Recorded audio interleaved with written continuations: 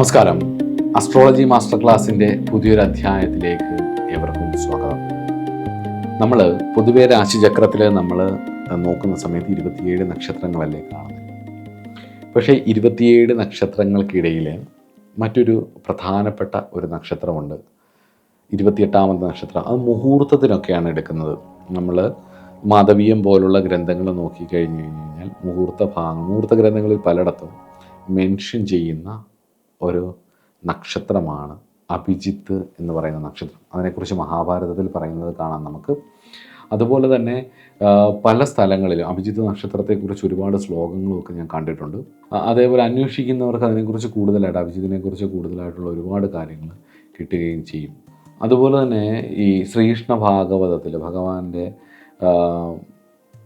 ഞാൻ അഭിജിത്താണെന്ന് ഭഗവാൻ പറയുന്നുണ്ട്. അപ്പം അതിൻ്റെ പ്രാധാന്യം തന്നെ വാസ്തവത്തിൽ ഇതിനെക്കുറിച്ച് ഉള്ളതാണ്. അപ്പം മകരൻ രാശിയിൽ തിരുവോണം നക്ഷത്രത്തിൻ്റെ ആദ്യപാദവും അതുപോലെ ഉത്രാട നക്ഷത്രത്തിൻ്റെ അവസാന ഭാഗവും കൂടി ചേരുന്നതാണ് അഭിജിത്ത് എന്ന് പറയുന്ന നക്ഷത്രം. ഇതിൻ്റെ ഒരു പ്രധാന വസ്തുതകൾ എന്ന് പറയുന്നത് 27 നക്ഷത്രത്തിൽ പെടുന്നില്ല, പക്ഷെ മുഹൂർത്തത്തിൽ 28 നക്ഷത്രമുണ്ട്. അത് വരുന്നത് ഈ ഉത്രാടം നക്ഷത്രത്തിൻ്റെ അവസാന പാദത്തിലും തിരുവോണം നക്ഷത്രത്തിൻ്റെ ആദ്യ പാദത്തിലുമായിട്ടാണ്. ഭൂമിയിൽ നിന്ന് നോക്കുന്ന സമയത്ത് ഇത് ഏറ്റവും പ്രഭ കൂടിയ നക്ഷത്രമായിട്ടും ആണ് തോന്നുന്നത്. അതായത് ഉത്രാടത്തിൻ്റെയും തിരുവോണത്തിൻ്റെ തുടക്കത്തിൻ്റെ ഉത്രാടത്തിൻ്റെ അവസാനത്തിൻ്റെ ഇടയിലായിട്ട് അതിപ്രഭയോട് കൂടിയിട്ടുള്ള ഒരു നക്ഷത്രമായിട്ടാണ് ഇത് കാണുന്നത്.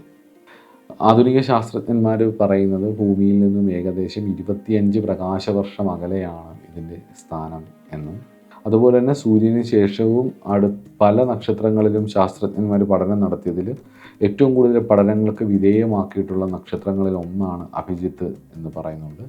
സൂര്യൻ്റെ 2.5 മടങ്ങ് പിണ്ഡവും സൂര്യൻ്റെ 10-1 പ്രായം മാത്രമുള്ളതാണ് ഈ നക്ഷത്രമെന്നും പറയുന്നു. ഇത് ഭാഗ്യം, ശ്രേഷ്ഠത, ഐശ്വര്യം എന്നിവയുടെ പ്രതീകമായിട്ടാണ് അഭിജിത്ത് നക്ഷത്രത്തെ കാണുന്നത്. സൂര്യൻ കഴിഞ്ഞു കഴിഞ്ഞാൽ ഏറ്റവും പ്രധാനപ്പെട്ട നക്ഷത്രമായിട്ട് അഭിജിത്താണെന്ന് ചിലവർ പറയാറുണ്ട്. കാരണം അഭിജിത്ത് നക്ഷത്ര സമയത്ത് സൂര്യൻ ആ മുഹൂർത്തത്തിൽ വരുന്ന സമയത്ത്, ലഗ്നം ആ മുഹൂർത്തത്തിൽ വരുന്ന സമയത്ത്, അതായത് ഒരു ദിവസം 15 മുഹൂർത്തം പകലും 15 മുഹൂർത്തങ്ങൾ രാത്രിയുമായിട്ടാണ് വരുന്നത്. ആ മുഹൂർത്തങ്ങൾ ഏതൊക്കെയാണെന്ന് ഞാൻ പറയാം. അതിൽ ഉച്ചഭാഗത്ത് സൂര്യൻ്റെ പ്രതീകമായിട്ടാണല്ലോ ലഗ്നം വരുന്നത്. ഭൂമി സ്വന്തം അച്ചുതണ്ടിൽ സ്വയം കറങ്ങുന്നതാണല്ലോ. അപ്പം കിഴക്കൻ ചക്രവാളത്തിൽ ഉദിക്കുന്ന രാശിയാണല്ലോ ലഗ്നം എന്ന് പറയുന്നത്. അപ്പം കിഴക്കൻ ചക്രവാളം ഈ പറയുന്ന അഭിജിത്ത് നക്ഷത്രത്തിലേക്ക് വരുന്ന സമയത്ത്, ലഗ്നം അഭിജിത്തിലേക്ക് വരുന്ന സമയത്ത് മുഹൂർത്തത്തിൽ മറ്റെന്ത് ദോഷങ്ങളുണ്ടായാലും ഏതുപോലെയാണോ ഭഗവാൻ വിഷ്ണുവിൻ്റെ സുദർശന ചക്രം ലോകത്തിൽ പ്രഭ ചുരിഞ്ഞ് സർവ്വദോഷങ്ങളും ഇല്ലാതാക്കുന്നത്, അതുപോലെ അഭിജിത്തിന് അത്രത്തോളം പ്രാധാന്യമുണ്ടെന്ന് ജ്യോതിഷികൾ വിശ്വസിക്കുന്നു. അതുകൊണ്ട് തന്നെ ശ്രീകൃഷ്ണ ഭാഗവതത്തെയൊക്കെ കോട്ട് ചെയ്ത് നക്ഷത്രത്തിൽ ഞാൻ അഭിജിത്താണ് എന്ന് പറയുന്നത്, ഭഗവാൻ പറയുന്നതൊക്കെ ജ്യോതിഷികൾ പറയുന്നത് കേട്ടിട്ടുണ്ട്. അപ്പോൾ ഇത് ശുഭകാര്യങ്ങൾക്ക് വളരെ അനുയോജ്യമായിട്ടുള്ളൊരു നക്ഷത്രവുമാണ് മുഹൂർത്തത്തിൽ അഭിജിത്ത് എന്ന് പറയുന്നത്. അപ്പം ദിവസവുമുള്ള 15 മുഹൂർത്തത്തിൽ നടുക്ക് ഭാഗത്ത് വരുന്ന മുഹൂർത്തമായിട്ടുള്ള ഈ അഭിജിത്തിനെ, പകൽ വരുന്ന അഭിജിത്തിനെ പലപ്പോഴും പല ആൾക്കാരും ഒരു പ്രധാന മുഹൂർത്തമായിട്ട് എടുക്കാറുണ്ട്. സർവ്വദോഷങ്ങൾ അതിൽ തീരും എന്നാണ് വിശ്വാസം. പക്ഷെ എനിക്കങ്ങനെ പേഴ്സണലി അത്ര അനുഭവമില്ല, എന്നാലും പലരും അഭിജിത്ത് എടുക്കാറുണ്ട്. അതുപോലെ തന്നെ ഈ ഉത്രാടത്തിൻ്റെ അവസാന ഭാഗം, തിരുവോണത്തിൻ്റെ ആദ്യ ഭാഗങ്ങളിലും ജനിക്കുന്ന സ്ത്രീകൾക്ക്, ഈ അഭിജിത്ത് എന്ന് പറയുന്ന നക്ഷത്രത്തിൽ ജനിക്കുന്ന സ്ത്രീകൾക്ക് ബുദ്ധി ധാരാളം ഉണ്ടാകുമെന്നും ധാരാളം കഴിവുണ്ടാകുമെന്നും അവർ ഉന്നത സ്ഥാനങ്ങളിൽ എത്തുമെന്നും സാമ്പത്തികമായിട്ടുള്ള ഒരുപാട് ഉയർച്ചകൾ ഇവർക്ക് വന്നു ചേരുമെന്നും ഭൗതികപരമായിട്ടുള്ള മെറ്റീരിയൽ പ്രോസ്പെരിറ്റി ധാരാളം വന്നു ചേരുമെന്നും ഒക്കെ പറയുന്നുണ്ട്. അതുപോലെ തന്നെ പുരുഷന്മാർക്കാണെങ്കിൽ ഒരുപാട് സാമൂഹിക നിലവാരം കൂടുകയും സമൂഹത്തിൽ നല്ല ഉയർന്ന തലത്തിലേക്ക് എത്തുകയും ഒക്കെ ചെയ്യുന്നതായിട്ടും പറയുന്നുണ്ട്. സാമ്പത്തികമായിട്ടുമൊക്കെ അവരുടെ ജാതകത്തിൽ മറ്റു പല ദോഷങ്ങളുണ്ടെങ്കിലും അഭിജിത്ത് മുഹൂർത്തത്തിലാണ് അവർ ജനിച്ചിരിക്കുന്നത് എങ്കിൽ, അല്ലെങ്കിൽ അവരുടെ ലഗ്നം അഭിജിത്ത് എന്ന് പറയുന്ന നക്ഷത്രത്തിൽ ഉത്രാടത്തിൻ്റെ അവസാന ഭാഗം, തിരുവോണത്തിൻ്റെ ആദ്യ ഭാഗം എന്നീ ഭാഗത്താണ് നിൽക്കുന്നതെങ്കിൽ അവർ ജാതകത്തിൽ പല ദോഷങ്ങളുണ്ടെങ്കിലും ശക്തമായിട്ടുള്ള വിജയങ്ങൾ ഇവർക്ക് ജീവിതത്തിൽ ഉണ്ടാവും. ഭൗതികപരമായിട്ട് മെറ്റീരിയലായിട്ടുള്ള ഒരുപാട് സക്സസ് ഇവർക്കുണ്ടാവുമെന്ന് ചില അഭിപ്രായങ്ങളും ഉണ്ട്. അഭിജിത്ത് നക്ഷത്രം പൊതുവേ എല്ലാവരും മിക്ക ഗ്രന്ഥങ്ങളിലും ഒരുപോലെ വളരെ ഐശ്വര്യപ്രദമായിട്ടുള്ളൊരു നക്ഷത്രമായിട്ടാണ് പറയുന്നത്. ഇത് ശുഭകരമായിട്ടുള്ള എല്ലാ കാര്യങ്ങൾക്കും മുഹൂർത്തങ്ങൾക്കും എല്ലാത്തിനും ഉപയോഗിക്കാവുന്ന ഒരു നക്ഷത്രമായിട്ട് പറയുന്നു. അഭിജിത്ത് ജനന ജ്യോതിഷത്തിൻ്റെ ഭാഗമല്ല എന്നുള്ളത് കൊണ്ട് തന്നെ ഈ കൂടുതലും ഇത് അതായത് ഹൊറോസ്കോപ്പിൻ്റെ ഹോരയുടെ ഭാഗമായിട്ട് അങ്ങനെ നോക്കുന്നില്ല. ഇത് കൂടുതലും സംഹിതാ ഭാഗമായിട്ട് മുഹൂർത്തവുമായിട്ട് ബന്ധപ്പെടുത്തിയിട്ടാണ് അഭിജിത്ത് നോക്കുന്നത് എന്നുള്ളത് കൊണ്ട് തന്നെ അഭിജിത്ത് നക്ഷത്രം പൊതുവെ മുഹൂർത്തങ്ങൾക്കാണ് പ്രാധാന്യം എന്നുള്ളതാണ് എൻ്റെ പക്ഷം. ഞാൻ അങ്ങനെയാണ് കൂടുതലും നോക്കുന്നത്. കാരണം അല്ലാതെ ഉത്രാടത്തിൻ്റെ അവസാന പാദം തിരുവോണത്തിൻ്റെ ആദ്യ പാദത്തിലൊക്കെ ജനിച്ച ഒരുപാട് പേര് അഭിജിത്ത് നക്ഷത്രത്തിലാണ് ജനിച്ചതെങ്കിലും ലഗ്നം അവിടെയാണ് വീണെങ്കിലും അങ്ങനെ ഈ പറയുന്ന എല്ലാ ഗുണങ്ങളും ഉള്ളതായിട്ടൊന്നും ഞാൻ കണ്ടിട്ടില്ല. പിന്നെ ശ്രീകൃഷ്ണൻ ജനിച്ചതുമായിട്ട് ബന്ധപ്പെട്ട അഭിജിത്തിനെ പറയാറുണ്ട്. ശ്രീരാമൻ്റെ ജനനത്തെക്കുറിച്ച് ഒരുപാട് ആശയക്കുഴപ്പം നിലനിൽക്കുന്നുണ്ട്, പല അഭിപ്രായങ്ങൾ പറയുന്നുണ്ട്. അതിലൊക്കെ എല്ലായിടത്തും ഈ അഭിജിത്തിൻ്റെ ഒരു കണക്ഷൻ ഈ മുഹൂർത്തവുമായിട്ട് ബന്ധപ്പെട്ടിട്ട് കാണുകയും ചെയ്യുന്നുണ്ട്. എന്തായാലും ഉത്തരാഷാഢത്തിൻ്റെ അവസാന പാദം മുതൽ ശ്രാവണത്തിൻ്റെ ആരംഭം വരെ വ്യാപിച്ച് കിടക്കുന്ന, അതായത് ഉത്രാടത്തിൻ്റെ അവസാന പാദം മുതൽ തിരുവോണം ശ്രാവണ നക്ഷത്രത്തിൻ്റെ ആരംഭം വരെ വ്യാപിച്ച് കിടക്കുന്ന മകരൻ രാശിയുടെ ഒരു ഭാഗത്തെയാണ് അഭിജിത്ത് എന്ന് പറയുന്നത്. ഈ രണ്ടിൻ്റെ ഇടയിലൂടെ കാണുന്ന അപ്പുറത്തെ സൈഡിലുള്ള ഏതോ ഒരു വലിയ ഹ്യൂജ് സ്റ്റാറും കൂടിയാണ് ഇത് എന്നുള്ളതും മനസ്സിലാക്കുക. ഇത് എന്തുകൊണ്ടാണ് ഉപയോഗിക്കാത്തതെന്നുള്ളതിനെ കുറിച്ച് ഉള്ള എൻ്റെ ഒരു തോന്നലെന്ന് പറയുന്നത്, ഈ കണക്കൂട്ടലുകളിൽ വരുന്ന സമയത്ത് 27 നക്ഷത്രങ്ങളുടെ തുല്യ വിഭജനമാണ് ഒരു രാശിചക്രം എന്ന് പറയുന്നത്. 4 പാദം വെച്ചിട്ട് 27 നക്ഷത്രങ്ങളെ തിരിച്ച് 108 പാദങ്ങളോട് കൂടിയിട്ടാണ് ഒരു രാശിചക്രം, ഒരു നക്ഷത്ര രാശിചക്രം വരുന്നത്. ആ വിഭജന ചട്ടക്കൂടിനെ ഈ അഭിജിത്ത് തകർക്കുന്നു എന്നുള്ളതാണ് ഒന്നാമത്തേത്.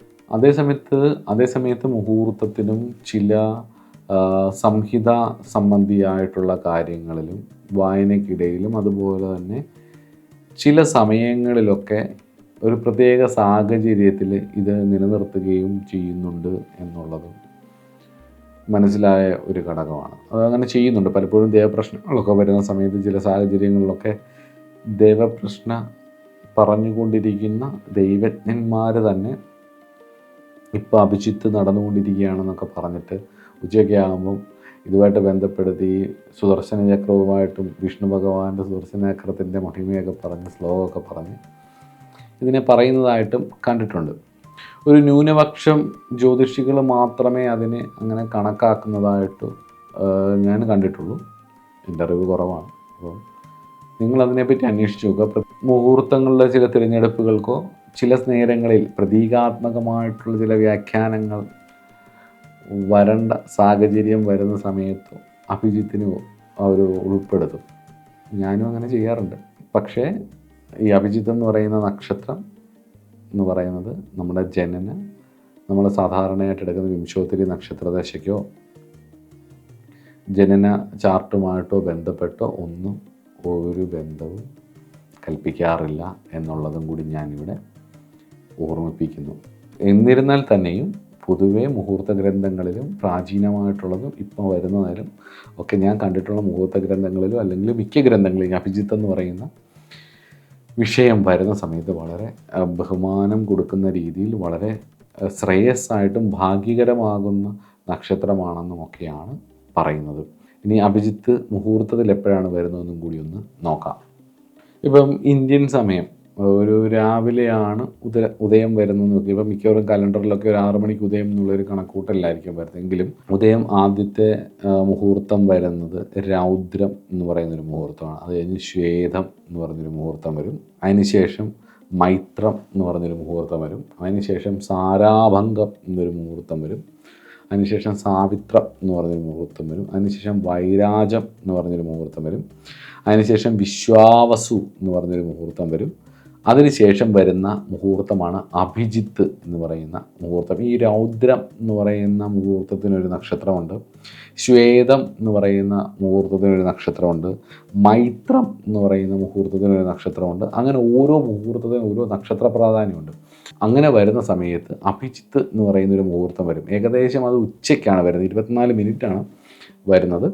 അപ്പോൾ ആ 24 മിനിറ്റിൽ ഈ മുഹൂർത്തത്തിൻ്റെ മധ്യഭാഗത്ത് വിഷമുണ്ട് എന്നുള്ളത് കൊണ്ട് തന്നെ കുറച്ച് സമയം അത് തള്ളിക്കളഞ്ഞുകൊണ്ട് തുടക്കവും അവസാനവും എടുക്കുന്ന ഒരു രീതിയൊക്കെയുണ്ട്. ഞാനത് മുഹൂർത്ത ക്ലാസ്സുകൾ വരുന്ന സമയത്ത് ഞാനത് പറഞ്ഞുതരാം, അല്ലെങ്കിൽ നിങ്ങൾ നിങ്ങളുടെ ഗുരുനാഥനോട് ചോദിച്ച് മനസ്സിലാക്കുക. ഇതൊരു വലിയ കാര്യമല്ല, മിക്കവാറും മുഹൂർത്തം പഠിക്കുന്നവരെല്ലാം ചെയ്യുന്നൊരു കാര്യവും കൂടിയാണ്. അതിനുശേഷം അഭിജിത്ത് കഴിഞ്ഞ് വരുന്ന രോഹിണി എന്ന് പറയുന്നൊരു മുഹൂർത്തമാണ്. അതിനുശേഷം ബലം എന്ന് പറയുന്നൊരു മുഹൂർത്തവും, അതിനുശേഷം വിജയം എന്ന് പറയുന്നൊരു മുഹൂർത്തവും, അതിനുശേഷം നൈരുതം എന്ന് പറയുന്നൊരു മുഹൂർത്തവും, അതിനുശേഷം വാരുണം എന്ന് പറയുന്നൊരു മുഹൂർത്തവും, അതിനുശേഷം സൗമ്യം എന്ന് പറയുന്നൊരു മുഹൂർത്തവും, അതിനുശേഷം ഭഗം എന്ന് പറയുന്നൊരു മുഹൂർത്തവുമാണ്. ഇങ്ങനെ രാവിലെ 15 മുഹൂർത്തങ്ങളും ഇത് തന്നെ വൈകുന്നേരം മുതൽ വീണ്ടും ഒന്നും കൂടെ തിരിച്ച് അടുത്ത 15 മുഹൂർത്തങ്ങൾ, അങ്ങനെ 30 മുഹൂർത്തങ്ങൾ ചേരുന്നതാണ് ഒരു ദിവസം എന്ന് പറയുന്നത്. ഇതിൻ്റെ ഡീറ്റെയിൽസ് മാധവീയം പോലുള്ള ഗ്രന്ഥങ്ങളിൽ മുഹൂർത്തത്തിനകത്ത് ഈ പകലിലെ ഓരോ മുഹൂർത്തങ്ങളുടെ പേരൊക്കെയുള്ള ശ്ലോകമടക്കം കിടപ്പുണ്ട്. ശ്ലോകമൊക്കെ പഠിച്ച് പറയാൻ ആഗ്രഹമുള്ളവർക്ക് അത് പറയുകയും ചെയ്യാം. ഇതോടൊപ്പം തന്നെ പഞ്ചാംഗ ശുദ്ധിയും അതേപോലെ തന്നെ മറ്റ് പ്രാധാന്യങ്ങളൊക്കെ ഈ ഓരോ മുഹൂർത്തങ്ങൾ എന്തിനൊക്കെ കൊള്ളാം എന്നുള്ളതൊക്കെ പറയുന്നുണ്ട്. ഇപ്പം സാവിത്രം എന്ന് പറയുന്ന മുഹൂർത്തം, അല്ലെങ്കിൽ വൈരാജം എന്ന് പറയുന്ന മുഹൂർത്തം എന്തിനു കൊള്ളാം, സാവിത്രം എന്ന് പറയുന്ന മുഹൂർത്തം എന്തിനു കൊള്ളാം, അഭിജിത്ത് എന്തിനു കൊള്ളാം എന്നൊക്കെ പറയുന്നുണ്ട്. എന്നിട്ട് തന്നെ ആചാര്യന്മാർ പറയുന്നുണ്ട്, ഇതൊന്നും പോരാ, പഞ്ചാംഗശുദ്ധി വേണം.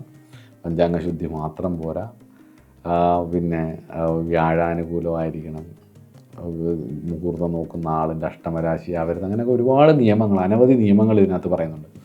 അതിനുശേഷം ചില ഗ്രന്ഥങ്ങളിൽ പറയുന്നത് 4 അംഗ ശുദ്ധി മതി എന്നൊക്കെ. മുഹൂർത്തത്തെക്കുറിച്ച് വിശദമായിട്ടൊരു ക്ലാസ് എടുക്കുന്ന സമയത്ത് ഞാനതൊക്കെ നമുക്ക് മുന്നോട്ട് ഭഗവാൻ അനുഗ്രഹിച്ചു കഴിഞ്ഞ് കഴിഞ്ഞാൽ മുഹൂർത്തം എങ്ങനെയൊക്കെ നോക്കണ്ടേ, മുഹൂർത്തത്തിന് എത്രത്തോളം പ്രാധാന്യമുണ്ട്, ദേശകാലങ്ങൾക്കനുസരിച്ച് മുഹൂർത്തത്തിലുണ്ടായ മാറ്റങ്ങൾ എന്തൊക്കെയാണ്, പണ്ട് കാലങ്ങളിൽ ചെയ്തിരുന്നതും ഇന്നത്തെ കാലങ്ങളിൽ മുഹൂർത്തം ചെയ്യുന്നതും എങ്ങനെയൊക്കെയാണ്, ചുരുങ്ങി ഇപ്പോൾ ഹോരയ്ക്കൊക്കെ ഒരുപാട് പ്രാധാന്യം കൊടുത്ത ആൾക്കാർ മുഹൂർത്തം എടുക്കുന്നുണ്ട് ഓരോ വിഷയങ്ങൾ ചെയ്യാൻ വേണ്ടിയിട്ട്. അപ്പോൾ പഞ്ചാംഗശുദ്ധിയും എല്ലാം കൂടെ ചേർന്ന് കിട്ടുന്ന മുഹൂർത്തങ്ങൾ വളരെ കുറവാണ് പലപ്പോഴും. ഒരു വർഷത്തിൽ വളരെ കുറച്ച് മുഹൂർത്തങ്ങൾ മാത്രമുള്ള എല്ലാ ഗുണങ്ങളോടും കൂടി വരുന്നത്. അപ്പം ഓരോ വിഷയത്തിനും പൂർണ്ണത എന്നും ഭൂമിയിൽ ഇല്ല എന്ന് ഉള്ളത് കൊണ്ട് തന്നെ പൂർണ്ണമായ ഒരു മുഹൂർത്തവും ഉണ്ടാവില്ല, അപൂർണത അവിടെ ഉണ്ടാവും എന്നുള്ളത് 100% ഉറപ്പാണ്. അപ്പം മനുഷ്യരായാലും കയറി പോകണം. അപൂർണതയിൽ നിന്നും പൂർണ്ണതയിലേക്കുള്ള യാത്രയാണ് ജീവിതം എന്നുള്ളത് കൊണ്ട് എല്ലാ അറിവുകൾക്കും അക്ഷരങ്ങളിലേക്ക്, ദ്വൈതത്തിലേക്ക് വരുമ്പോൾ ഒരു അപൂർണതയുണ്ട് എന്ന് പറയുന്നത് പോലെ തന്നെ അഭിജിത്ത് എന്ന് പറയുന്ന ഈ നക്ഷത്രത്തെ ബ്രഹ്മാവുമായി ബന്ധപ്പെടുത്തിയും അതുപോലെ തന്നെ സൂര്യനുമായി ബന്ധപ്പെടുത്തിയും ശ്രീകൃഷ്ണ പരമാത്മാവുമായിട്ടൊക്കെ ബന്ധപ്പെടുത്തിയും ശുഭകരമായ കാര്യങ്ങളെ ബന്ധപ്പെടുത്തിയും വിജയങ്ങളുമായും ബന്ധപ്പെടുത്തിയും സംരക്ഷണവുമായി ബന്ധപ്പെടുത്തിയും പെട്ടെന്നുള്ള ഉയർച്ച, ആത്മീയ നേട്ടം, കാര്യങ്ങളിലെ വിജയം, ഇതെല്ലാമായി ബന്ധപ്പെടുത്തിയും സർവ്വദോഷങ്ങളെയും ഹരിക്കുന്ന എന്തോ ഒരു മരുന്ന് ഇതിലുണ്ട് എന്ന് പറയുന്നുണ്ടെങ്കിൽ പോലും ഒരു അപൂർണത ഉണ്ടാവും. അപ്പോൾ ആ അപൂർണതയെ നമ്മൾ മനസ്സിലാക്കിയിട്ട് പൂർണ്ണതയിലേക്ക് എത്താൻ വേണ്ടിയിട്ട് ഈശ്വര സാക്ഷാത്കാരം എന്ന മഹാവസ്ഥയിലേക്ക് പോകാൻ അഭിജിത്ത് നക്ഷത്രത്തിൻ്റെ ഒരുപാട് ഗുണങ്ങൾ എല്ലാവരെയും സഹായിക്കട്ടെ. അതിൻ്റെ മുഹൂർത്ത ഗുണങ്ങൾ നമ്മുടെ ജീവിതത്തിൻ്റെ ഓരോ സമയങ്ങളിൽ സഹായിക്കട്ടെ. ഉച്ചയ്ക്കൊക്കെ എന്തെങ്കിലുമൊക്കെ ചെയ്യാൻ താല്പര്യമുണ്ടെങ്കിൽ നെറ്റിൽ അഭിജിത്ത് മുഹൂർത്തത്തെക്കുറിച്ചൊക്കെ കിട്ടുന്ന കാലഘട്ടത്തിലാണ് നമ്മൾ ജീവിക്കുന്നത്. ഇന്നത്തെ മുഹൂർത്തം എല്ലാ സമയം അഭിജിത്ത് എപ്പോഴാണെന്നുള്ളതൊക്കെ മനസ്സിലാക്കാൻ പറ്റുന്നൊരു കാലഘട്ടത്തിലാണ് ജീവിക്കുന്നത്. ഒരുപാട് വെബ്സൈറ്റുകളുണ്ട്, മുഹൂർത്ത വെബ്സൈറ്റുകളുണ്ട്, അതിനകത്തൊക്കെ കിട്ടും. അതൊക്കെ നോക്കി ഈശ്വര കാര്യങ്ങളൊക്കെ ചെയ്ത് നല്ല കാര്യങ്ങളൊക്കെ ചെയ്ത് പോകാൻ ഭഗവാൻ അനുഗ്രഹിക്കട്ടെ എന്ന് പ്രാർത്ഥിച്ചുകൊണ്ട് അഭിജിത്ത് എന്ന് പറയുന്ന നക്ഷത്രത്തെക്കുറിച്ച് ഏകദേശം ഒരു ഐഡിയ തരണം എന്നേ ഉള്ളായിരുന്നു. നമുക്കപ്പോൾ അടുത്തത് തിരുവോണം എന്ന് പറയുന്ന, ശ്രാവണം എന്ന് പറയുന്ന നക്ഷത്രത്തെക്കുറിച്ച് പഠിക്കാം. അടുത്ത ക്ലാസ്സിൽ കാണാം. See you.